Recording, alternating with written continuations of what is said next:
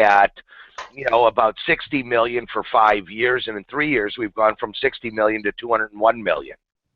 He's stuck at 250 units, and we closed 579. So he had been stuck at those numbers for 5 years, and all of a sudden he gets into the coaching world, figures out how to leverage his time through the use of other people, and all of a sudden now we're doubling where he couldn't do it on his own. What do you think the thing is that brings somebody to that realization, like bumping up from a couple hundred to 400 or 500? What's that one thing that typically all of them struggle with? Learning how to run their business as a business. Huh. And it's as simple as that, because they look at it. See, there's a lot of mental. We have to dig into people's belief systems. So here, you look at your own business, okay? Mm-hmm. And you look at what did you say you did? You're doing $500,000 a month or $1 million a month, right? We just broke $1 million a month. Right. All right. So now, what if I told you have to do $3 million a month? Okay, you're going to be okay with it, but yet you're not okay with it. See, your words, the answer to that question is yes, I know I can do that.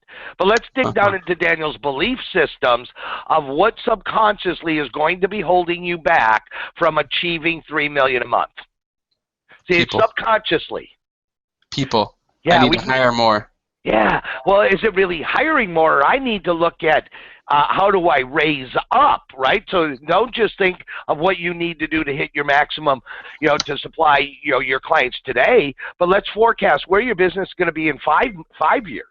Yeah. Now it's like and I half jokingly said, I know why you got the orphanage. You're just raising your VAs.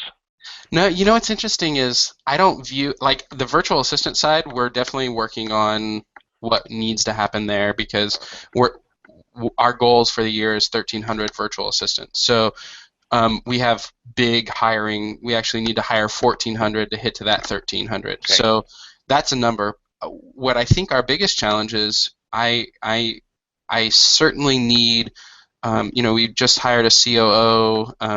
I need another finance person. I need 4 more salespeople. I need an account manager who, is really high level, who can kind of lead our coaches. Legal, for instance, there's no reason for us not to have our own internal attorney. Right. It's just, we have so many contracts and so many clients and so much stuff going on that we just need an in-house counsel. Right, but it's the opportunity for you and your brother. Sometimes you have to take that step back, and get it from your brain. And this is the same struggle that any agent has. You don't have the when we look at it from an agent, a lot of it has to do with how much money they make. Yeah. Okay, so here's an example. Talking with a client, and we're hiring a lead manager. Okay, and so I'm talking about salary. We're talking about salary and bonus for this position, and I'm saying we need to zero base it because we're hiring this person to benefit the buyer agents and listing partners. Yeah. Mm-hmm. So any lead that we should be hiring the buyer agents out of, or charging the buyer agents for this service that we're offering, because it's their job to do, where you have to do it because we can't count on you. He goes, Bob, I make so much money, I'm just going to eat the cost. Yeah, you can't do that. See the belief system? Right. I make so much money. I mean, he netted about $2 million. Right. Okay, and to him, yeah, it's great money, and he's what, 42 years old. Mm-hmm. Okay, well, great. Let's make sure your retirement is well funded in the next 2 years. Okay. Yeah. So see, they don't think, they just look at how much they make. Now, if you look at the average sale price in America, call it $200,000. Okay, you take an agent selling 100 houses, that's gross commission income of $600,000. Right. You take away their expenses, okay, and even cost of goods sold, having buyer agents, they're going to net $250,000 net. Right. And to almost most Americans, that's a lot of money. Sure. And so they say, well, why do I want to sell 200? I make enough money now. But the difference here, Daniel, is once you start changing your mindset and running your business as a business, going from 100 to 200 is easier than getting to the 100. I can take you from 100 to 200 in 12 months, when it might have taken us 4 years to even get you to 100. Right. See, because it's the muscle between your ears and the negative talk. I don't need to make that much money. And that's the belief system that we have to attack. Interesting. And how do you get somebody to start believing in their business in a way that elevates their level of thinking? We can't sit there and just tell them we have to change your belief system. That'll never work. So you start working around the edges at different things, like, how about let's review your profit and loss monthly? Sure. So even them just starting to look at their numbers. We have a policy in place. Our clients can't spend more than $250 without their coach's approval. And, right. And the thing is, when we get these clients that say, well, I didn't check with you, Bob, because it was only $249 a month. That's cumulative over a year. Oh, I said, you played me there, and it'll be the last time you play me. Sure. Okay, sure. But the whole thing is then we start looking at, what does it cost? And this is where VAs come in. Okay, we start looking at, as I use the rule of thumb, I said every single one of my teams should have a virtual assistant through MyOutDesk. Yeah. You are the only VA company that I support. I don't know if you know that. I do. Right. And I say, look, I say on the listing coordination, about 60% of that work can be outsourced to a VA. Yes. On the transaction side, about 85% of that can be outsourced. So I'm talking with one client where we're selling 600 units a year. His cost of living is rather high, so he'll have to pay $50,000 a year for a transaction coordinator because of the cost of living where he's at. Well, Sure. that same $50,000 here where I live is $28,000. Wow. So I say, look, what we need is we need to have need one transaction coordinator in the office, but they can handle both the list and the side, and the list side and the transaction side. And I need them to be the face of the company when that client walks in the front door. Absolutely. I can't have all VAs, okay? And I said, but that person, now we surround that person with 3 or 4 VAs, okay, that we're paying $7, $8, $9 an hour to. Right. So I'm going to pay $9 an hour, 360. I'm going to pay $18,000 a year versus $50. Right. And a VA, I always tell them a VA should do twice the work of an employee in your office. That's awesome. I'd be a great salesman for you, wouldn't I? I think you are our best salesperson. That's not on our salary. Yeah, Right.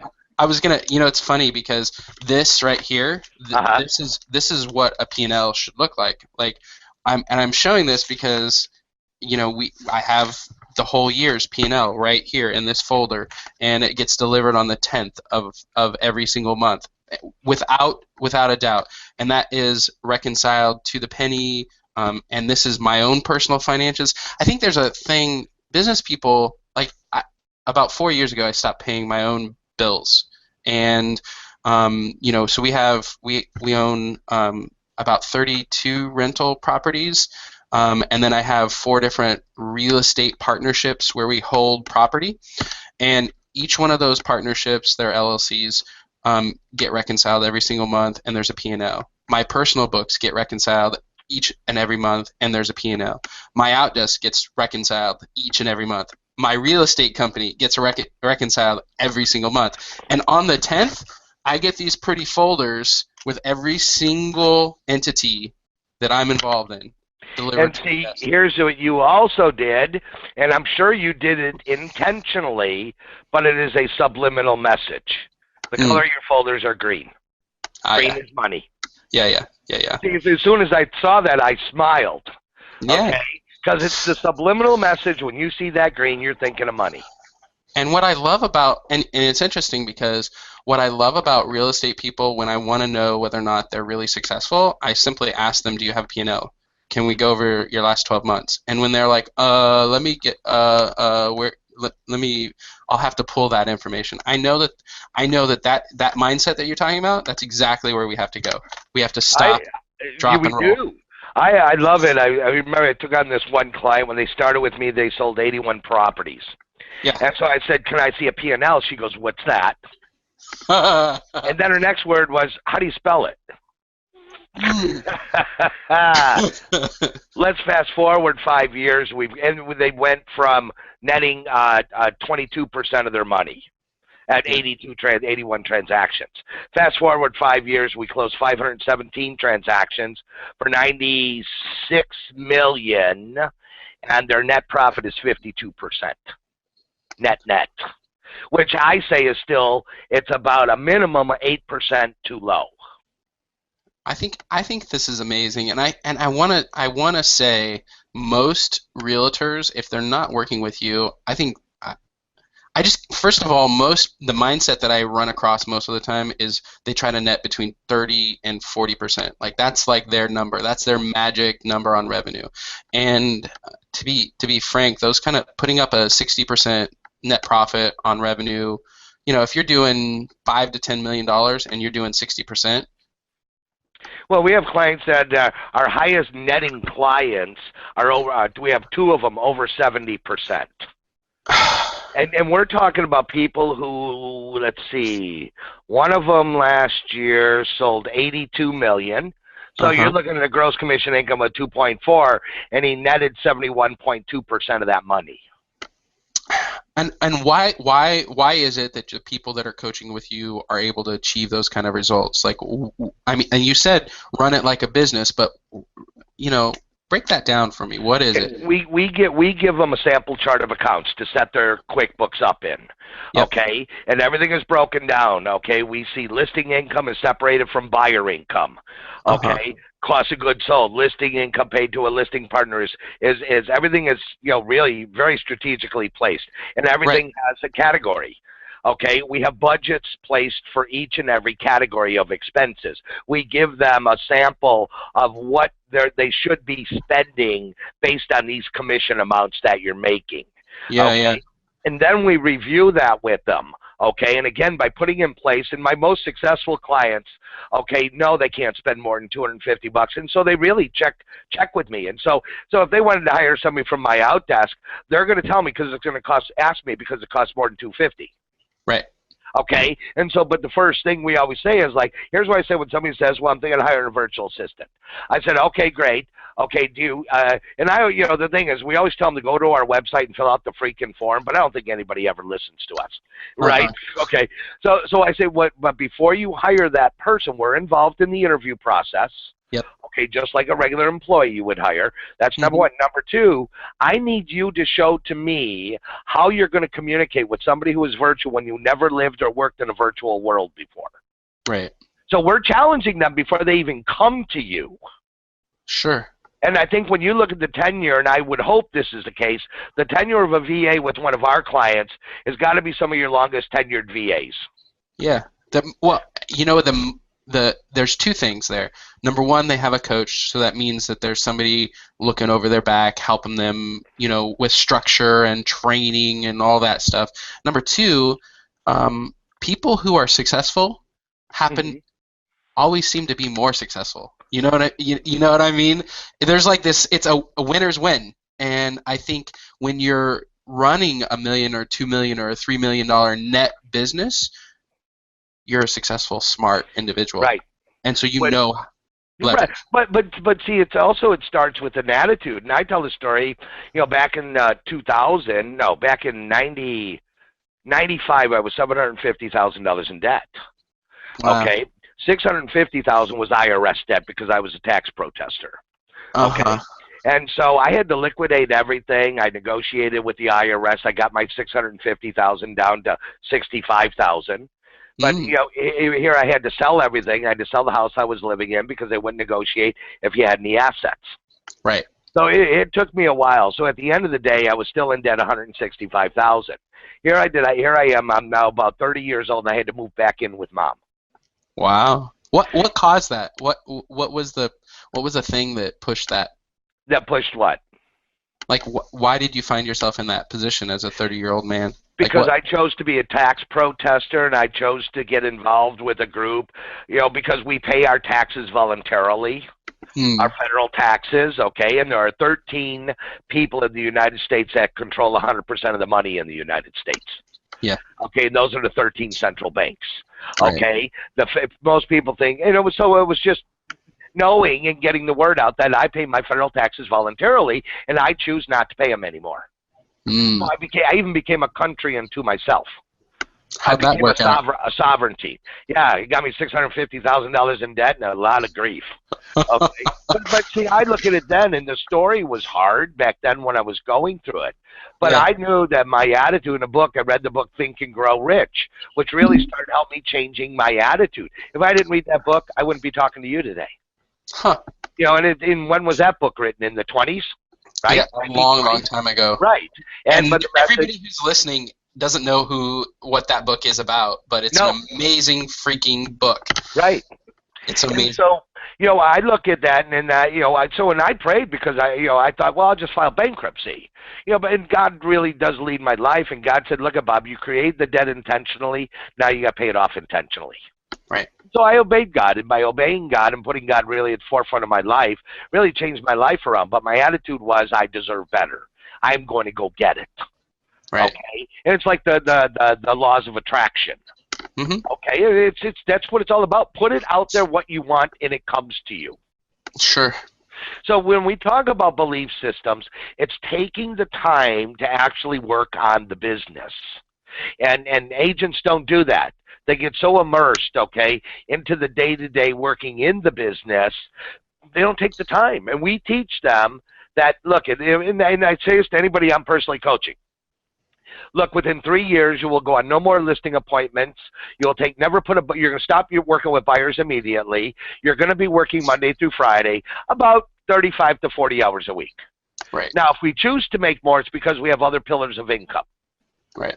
And what's really neat, if I look at Amanda Howard, okay, she closed 520 transactions, works 4 days a week. Okay, her and her husband work is breakfast every day at 8 in the morning, and she leaves at 4 in the afternoon, and she has lunch from noon to 1. So she works 7 days a week. Sure. Or 7 hours a day. I'm sorry. But when we look at that, the growth that she's had, she hasn't gone on a listing appointment in 2.5 years, hasn't had a buyer in her car in 5, and yet now they're opening up title companies around the United States. We're in the process of opening up a mortgage company. They already have investment. We just started an investment pillar working with investors in the marketplace. So we have the ability now for these people to start looking at multiple pillars of business. Mm-hmm. Why is that important? The only reason it's important is to keep them from getting bored. I see. Because all of a sudden here you got Amanda. She took 8 weeks vacation last year. Right. Right? If I don't give her things to challenge her, she won't show up to the office. Mm-hmm. So you give her something to do. We get them involved in communities. Okay, sure. We get them volunteering on boards. So the more they do, we get them involved in the community. And they always say, well, I don't know what to volunteer in. I say, volunteer in anything and everything that comes your way. And after 1 year, you will decide what you're more passionate about. But within 6 months, you're going to cry uncle to me because you overcommitted. Right. That happens 100% of the time. Yeah, when they overcommit, and then it's okay. Now it's time. Amanda now sits on 3 high-level boards. She's on boards of directors of 3 major companies in her market. Yeah. Well, see how that brings business to you, also. Sure. Right. Hey, so when you're like coaching these guys, and it's like the next thing is, hey, we're going to have a market downturn, and you need to have multiple pillars. So when I asked you the question, I hear what you're saying. Amanda she needs something to be engaged, and I totally get that. But the other part of me is I'm much like you. I was, I'm a real estate broker. I was over $100,000 in debt when the market crashed in 2007. I had a development that I was doing that I barely squeaked by and finished. Credit card debt, $114,000, multiple properties that almost failed, developments. I was like, and I think one of the things that got me through that was just I had multiple pillars. Mm-hmm. And so for one thing that I would say is, buyers and sellers are great. I think investors are good. I think you can diversify into other stuff. I have a contractor's license. Back in the day, we were flipping houses. So the investment side, we would find the properties, get buyers to buy them, and then we would just be the real estate company involved. And wildly enough, when we were doing the numbers, we flipped some. The best deals we flipped, and the okay deals we passed on to our buyers, and they were super excited. And it's funny. This will make you laugh. Half the time, the net profit on each deal were about the same. From flipping a property yourself Right. to just representing the seller and the buyer on the transaction, then selling it for the investor, and then doing and those three sides of the transaction typically netted out to the same net as flipping the properties themselves. Yeah. But anyways, I don't know. But Multiplicity, when we're talking to this crowd, the stuff you and I are talking about is way over their head. Yeah. Way over their head. And so, and the one thing I always got to be cautious on in doing, whether it's a webinar, doing, these, especially these Hangouts, because in the Hangout, you forget about all these other people, and it's just, to me, it's just me and Daniel. And we're just talking. So we always got to be cautious, because the one thing people say, well, you know what, I hear what Bob's saying, but, well, he's way over my head. So the thing I always want to make sure is come back to, every single one of these people, when they started with us, with the exception of one, I think with the exception of one, was already selling over 100 houses. There's only one client that I'm personally coaching that when they came to me was selling over 100 homes. Okay, and that was a guy that sold the 957. Okay, but you look at the Duncans. They closed 510.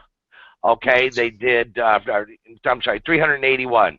They closed 60 transactions when they started with me. Oh, well, Lisa Burge was brand new in her market. Okay, with no name recognition, she closed 681 in Casper, Wyoming. Why? Why did they do? Why are they doing that? What is it? It takes them about a year to really understand how to run their business as a business and start thinking like a CEO and stop thinking like a salesperson. And so, to the group, what we're talking about is how do we, incorporating and using VAs within your business, and that's going to be the topic, for our call. And so it's going into a lot of other pieces and talking to people. I'll tell them, I'll say, look, your first employee is your CRM. Okay, your second employee should be a virtual assistant. Right. Okay, well, as your business is growing, then bring somebody in-house to handle answering your telephone and things like that. And I don't even care if you're an executive. Right, an executive assistant, if you will. That's right. Right. And somebody who can handle all of the stuff, all the paperwork, all the, when Comcast, we have Comcast, and a couple months ago it went down. Well, somebody's got to call those guys and spend an hour on their customer service to get a freaking rep to come out that day. And if you're a real estate person and you don't have an assistant to do that, you've just told yourself that you're worth, $12 an hour or $14 an hour, whatever that is. And but somebody also, needs. But Daniel, what agents need to realize, it's not just about where most agents make the mistake is they just go hire somebody without thinking about it. They're not intentional. Right. Okay. And everything like what we do is like with our clients, we give them a hiring checklist for support staff. There's the application, there's the interview questions that we do the personality profile on them. Okay. And here you interview them and then you send your final candidate to us. We do a phone interview. So we're involved in the interview and hiring process of these. And then we have what's called an onboarding process. So an onboarding for a support staff. Okay, here, let's list all the things that this person needs to do. And how that was discovered, I'm at an agent's office, and we're supposed to start at 8 o'clock in the morning. And I get there at 7:30, and I go up the door, it's locked. Okay, and there's somebody standing there. So I introduced myself. They said, oh, nice to meet you, Bob. I look forward to your training today. I said, oh, who are you? She goes, well, I'm the client care manager. Okay, and I go, how long you been with the company? She goes, oh, a month. And I said, well, great. I said, can't you get in the door? She goes, no, they didn't give me a key yet. After a month. And so really on our onboarding checklist, here's the keys. Employee a key. Yeah, here's a key. Order business cards. We trust you to work with our clients. We ought to trust you to open the freaking door. Yeah. Okay. I want to give you a key because you love to get here early, and you're going to get the coffee pot turned on for me. Yeah. Wow. What's crazy? Here's two things that I've just learned, and I've just started to implement last year. My wife is an amazing judge of character. She's like a really friendly, super nice gal. She's like the opposite of me. And she and I, we take applicants along with their spouses out to dinner, and I think it's a big step that people miss because if you can have a great conversation over a meal with someone, and they're interesting, and you have a good conversation, and their spouses. I mean, I mean, I've interviewed people who like have told me in an interview they avoided their own child support. You think that person got an offer? No. No. No. Right. And then there's another practice that we do now is I pulled 3 to 4 of the key players in our business, and then I present an applicant when I'm ready to make an offer, and those people challenge me.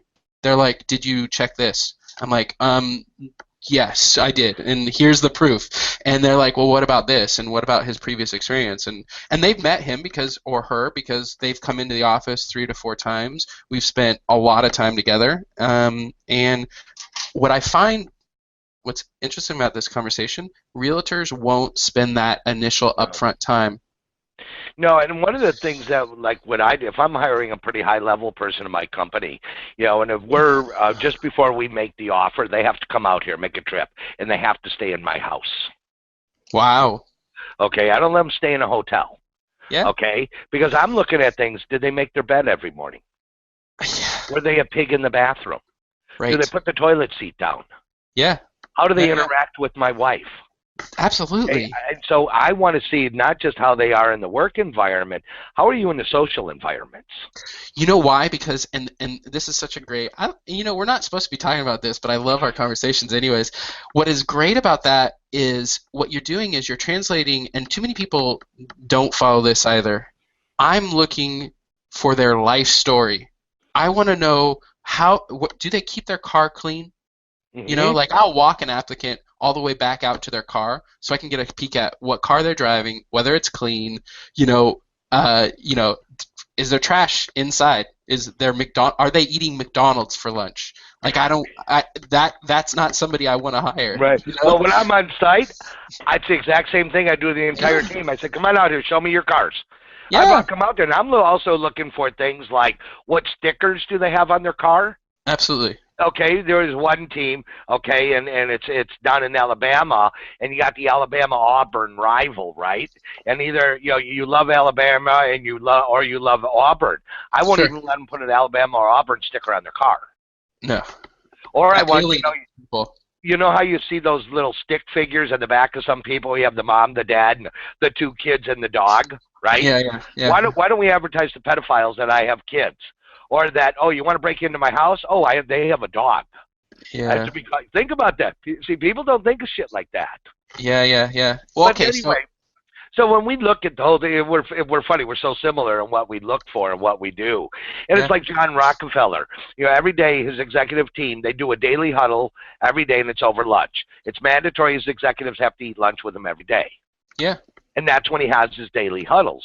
What's going on in this department. So you're accomplishing 2 things, at one meeting. So, but when we come back to agents and really incorporating the VA, okay, number one message I want to make sure that we're giving is, first, how much time do you spend working on your business?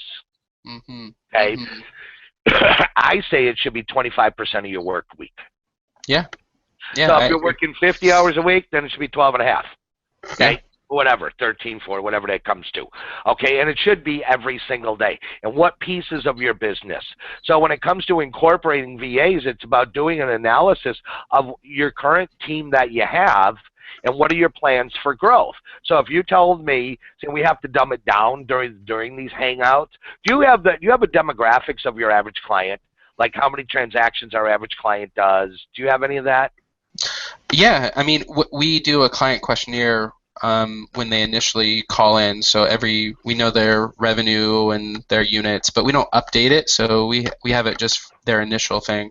We ought to really know who our clients are and what their revenue is. It's just we have 800, so it would be lots of fun. And I think that putting it into us, like we switched our coaching platform to a program called LifeSpace, where we customize really the entire communication piece of it, and that was one of the reasons, because our clients go in and they enter their prospecting total every single day. Okay, they put in 6 or 7 different metrics that they put into the computer, okay, and we calculate that. So I've tracked over 8 million minutes of agents prospecting. But in the past, we had to go in and manually add this shit. So we just made Exactly. it. So now I can anytime can pull a report. How much prospecting was done by all of our teams or by coach in January? Same thing with our sales tracker. They put their, listing appointments gone on, listings taken, listings closed, buyers closed, commission, sales are all Well, online. now you're talking again about that the strategic shift from a salesperson to a business owner, because when you're talking about metrics, and activity levels and what your schedule's like. Now we're talking about lead and lag measures and metricsing your business, which is, at any time I have a pulse of what's going on in our business. These are the 7 or 8 key things that I need to look at every single day. How many. Yeah, and that's a big shift. That's a big shift. Here's another big shift for you. Most people will just measure return on investment. Right. I say, why do you need to measure return on time investment? Okay, so my return on investment is very clear. This is what I spend. Okay, and this is what I make. So, we tell our clients we're looking for an 8 to 10% return on investment. So for every dollar I spend, I want to make $10. So we tell them 8 to 10% return on investment. But how much time did I invest in putting together a new system? So what is my time investment? So by me making the change on my back end of my website, how much time is that saving us? And it came down to about 60 hours a year.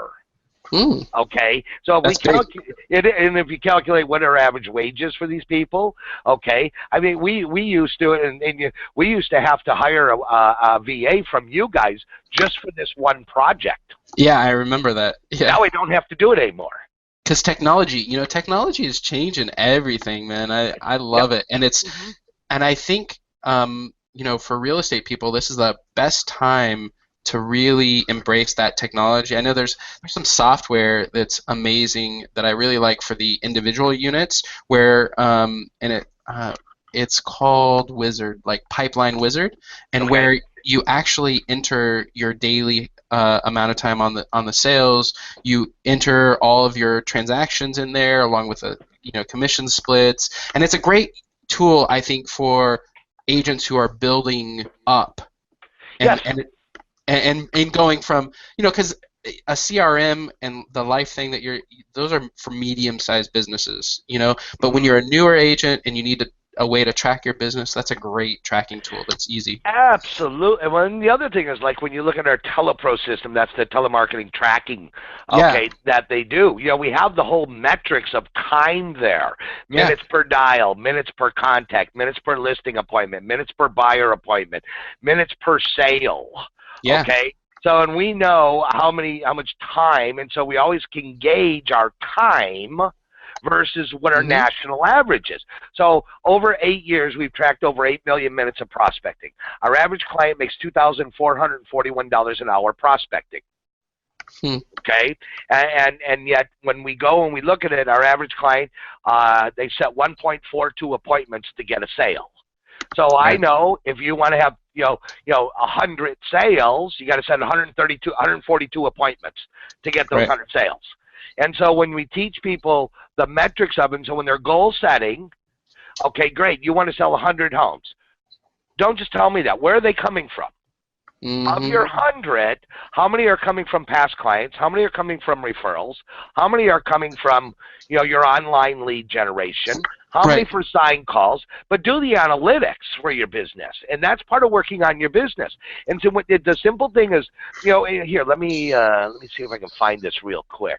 You want to see some shit, baby? I love numbers. Yeah, me too. Me too.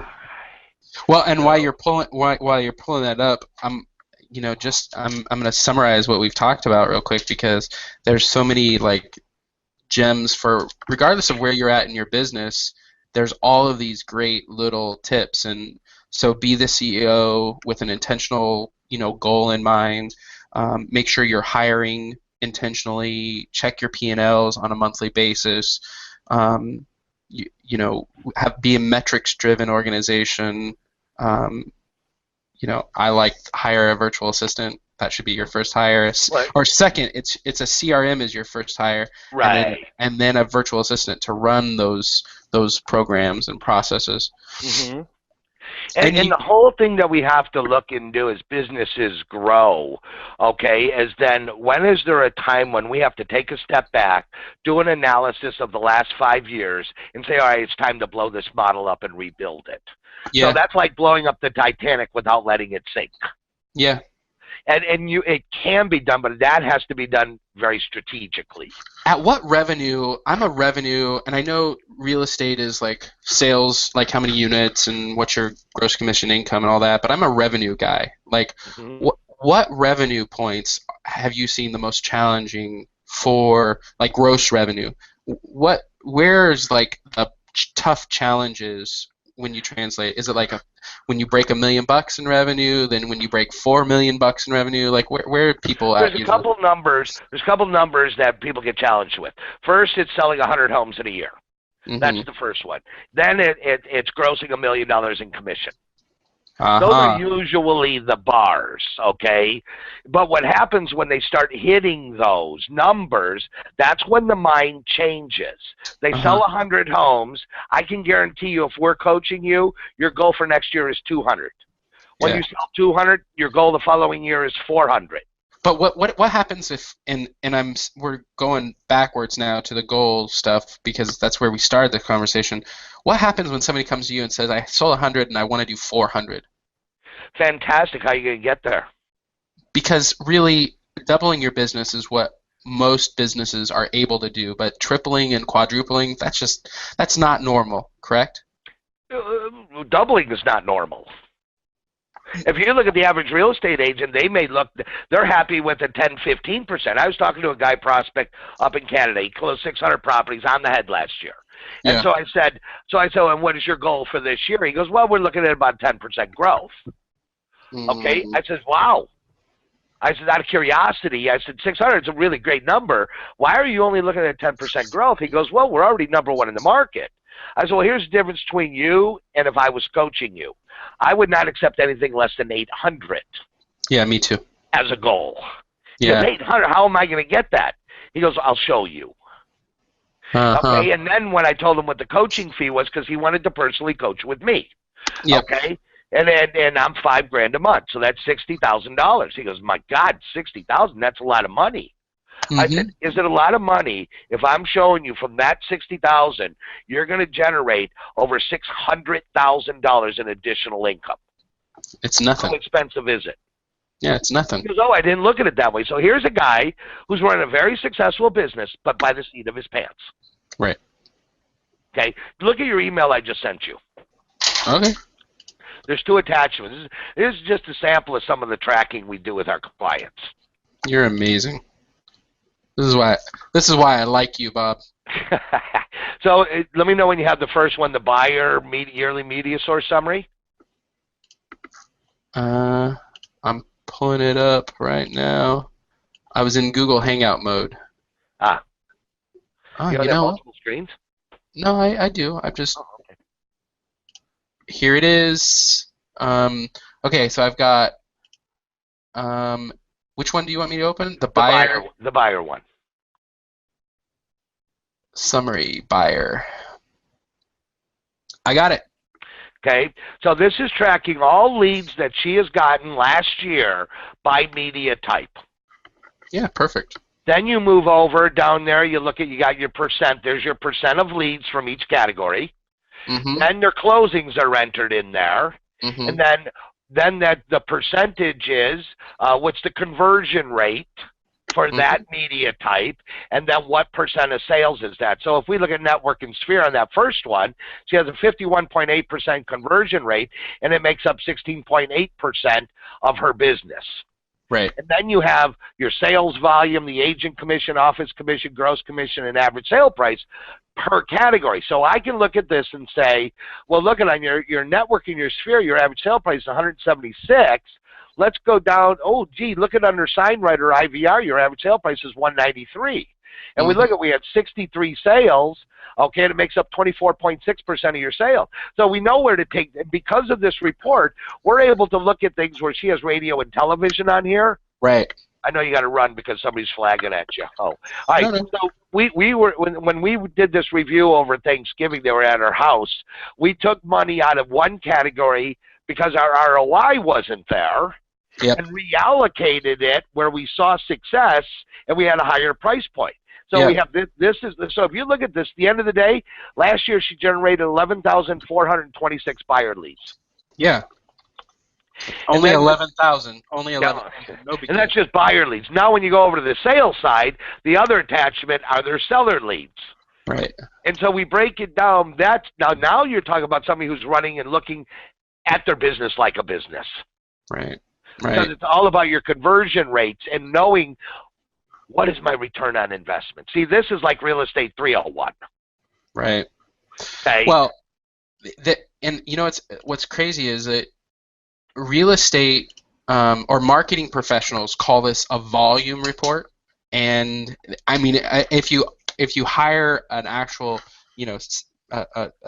what do they call them, a CMR or something like this, like a CEO level, this is the Right. thing that they obsess about. And so as a small business, this is a volume report, just happens to be for the whole year. You should be getting this on a weekly basis. Like this is the thing that, like, when a lead comes in, when a deal closes, this is what I'm looking at within Salesforce on a weekly basis. And then Correct. what you're able to do is say, okay, and this is where it goes into lead and lag measures, right? So a lead measure would be, how many leads came in. A lag measure would be how many appointments were had.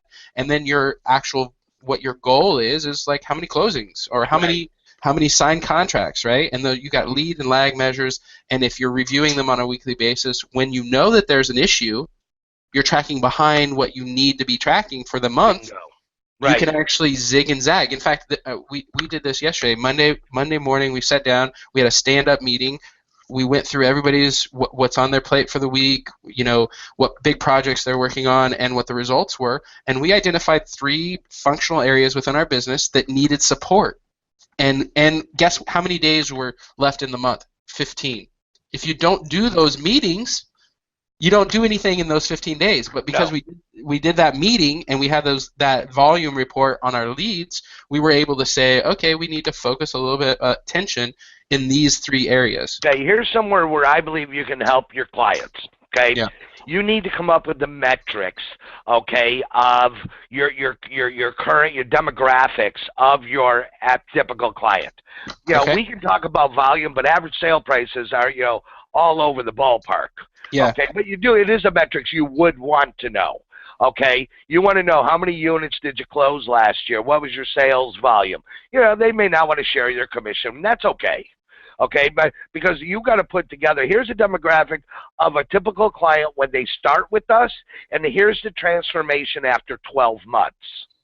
So, like, I can tell you that our average client increases productivity 47% in their first 12 months with us, while decreasing expenses 23%. Mm-hmm. So when you say, look at what client sells with us, they usually have 2 full-time employees. You want to go to, well, how many employees do you have? Are you using any VAs right now? So come up with information. I'd love to see your survey of what you're asking clients. I'll give you some feedback on it. Okay, I'll send it over. Yeah, excellent. And then track that same client 12 months later. Now, I know it can be labor intense, but if you were to say to a prospect, that's looking to hire a VA, say, look, we know that our prototypical client, when they start with us, here's the volume they're doing, here's how many man hours they are paying for employees, and they're using a half of a VA when they start with us. Right. 12 months later, their production went to this. Their labor hours went from 80 employee labor hours in 10 VA hours down to 60 in 30, thus netting them X amount of more money at the end of the year. Yeah. Well, and now you're talking about labor dollar hours and all that's something that most real estate people don't look at, and it's probably one of the most important measures when you hire an employee. But when I say to a prospect, look, and I just know, over the last 5 years, our average client has increased production 47%. Right. Okay. Now this guy selling 600, I may not get you to 900. Okay. Yeah. But the average client starting is at a much lower level. Okay, but anyway, reducing expenses 23 because we're going to take a look at all your labor hours, and I'm Yep. going to mention, you know, why when we go to hire, I don't want to fire anybody, but we need to set this up that we can take that one person you have as a client care coordinator, and that you're paying $50,000 a year to, and we're going to hire a full-time virtual assistant transaction coordinator that we're going to pay $9 an hour. Okay, so we're gonna save you $30,000 or $35,000 a year just in that one position. And double or triple their production. Exactly. And that is the key. And I think it's a blended office, and this is what we've been preaching for coming on 7 years now, is that no longer in the real estate space does it have to be I'm hiring 5 physical people. You can hire 2 physical people and 5 virtual, still have your payroll be half the cost that your competitor has, and be twice as productive. Okay. You and I see that, and it's logical to us. Yeah. Why don't people do that? They don't do it because they don't look at their business as a business. They only work in the business versus on the business. Mm-hmm. Okay? And the other thing is they treat the VAs like they have leprosy. Right. Now, like with ours, like even Portia. Portia is part of our daily huddle every single morning. Right. You know, she's on speakerphone. When we do a team call every Friday of coaching weeks, she's expected and required to be on that call. We treat her like she's sitting in the next office. Right. Right. And that's where most agents go wrong. They don't inspect what they expect from their VAs. Right. You know what's funny is... Go ahead. No, what were you going to say? No, I just say, and they don't spend the time training them in the areas that of the expertise that they want them to have. They just don't. They teach them. They treat them with leprosy. Yeah, yeah. Well, we were actually supposed to talk about what our next Google Hangout is supposed to be on, but I think we might have just done our next Google Hangout. I mean, this is good. This is good stuff, but we're going to be doing another Google Hangout, and at this one, this is like it's going to be covering like how to hire and train and like integrate a virtual assistant into a real estate office. And I'm excited for that because you've done this a lot. You've onboarded, I don't know, thousands of employees for real estate agents. Oh, so you really know the process. And so I'm excited to break that down with you. Yeah, let me get a number. How many buyer agent candidates did we interview last year? Did you interview? Just you. You had that number. Come on, where's your brains? I hired you for your brains. See, since you lost half your weight, you lost half your brain. That's why I want half my salary back. That is Angela. You know, since we hired her, she's lost like 160 pounds. Well, she's probably hot now. Yeah, well, yeah, she's getting there. Okay, but that's why I tell her. I said, look, you're only half the woman I hired. I want half of my salary back. But here, Angela probably, just for Catherine and I, has probably interviewed over 800 buyer agent candidates last year. My God. Mm-hmm. My God. So there's some volume. Yes, absolutely. This is why, because we're doing this Google Hangout next week, correct? I think so, yeah. And it's integrating VAs into your business, correct? That's exactly what it is. Great. What I was going to do is I said, Hannah, Daniel usually has an agenda, for the walkthroughs. And he goes, no, we don't have one. It's integrating a VA, though. I said, all right, after the call, I said, let's put together some talking points, and you'll email it to Daniel. He'll add to it, and we'll have it. It'll be pretty simple, okay? And I'm just going to share with them, like, what we do for our clients. I said, whether you're a client or not, if you're not a client, okay, if you're not a client, you need to have somebody else interview the VA for you. But you need somebody to interview them who understands your business. Right. And just share. Now, can you share documents on the Google Hangout? Yeah. Then what I'll do is I'll shoot over to you like our hiring checklist for support staff, and you could pull it up on the screen. And we could even make that a deliverable. So for anybody who wants it, you go and you log in like a splash page, right? Yeah. And then we just follow them up there, leads for you and me. Yeah, no, I love it. Okay, well, Bob, it's our time is over. It always goes so quick with you. I know, it's so much fun, man. I feel like you and we should have been partners. I feel like that. Yeah. I just feel I'm like, why didn't we meet 6 years ago and build it together? That would have been fun. Really. Yeah, really, you aren't kidding, brother. All right, well, it's always good. I'll put together, some of my some talking points for next week. I'll say, here's what I'm thinking. Here's some deliverables, things we can shoot if we need to talk. The end of the week or the beginning of next week, we'll just make it happen. Okay. Okay. Thanks, Bob, for your time. All right. Appreciate it. Talk to you later, my friend. Bye bye. Bye bye. Hi, Joe here with MyOutDesk. I hope you enjoyed this video clip. And before you go, I want to give you this free tool that our clients, other agents just like yourself, and our virtual assistants use every day. It's designed to improve productivity. You can use it to keep yourself on track or simply hand it off to your virtual assistant, allowing you to focus on doing what you do best. That's right, selling real estate. Spend your time on commission-generating activities only. Allow your virtual assistant to do the rest. So grab your free checklist right now.